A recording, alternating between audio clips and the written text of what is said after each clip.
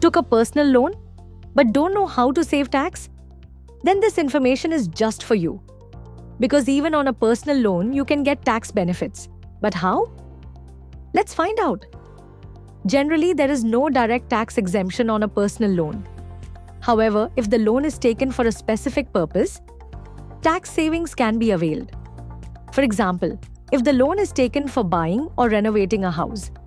If you have taken a personal loan and used it for purchasing, constructing, or renovating a house, then under Income Tax Act Section 24B, you can claim a tax exemption on the interest paid. Took a loan for business?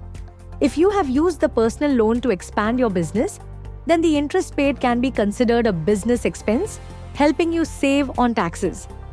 Use the loan for shares or investment? If the loan amount is invested in shares or mutual funds, then the interest paid can be deducted from capital gains. In short, personal loans do not directly offer tax benefits, but if used wisely, you can save on taxes. So plan well before taking and using a loan. For more such useful information, subscribe to our channel and don't forget to hit the bell icon.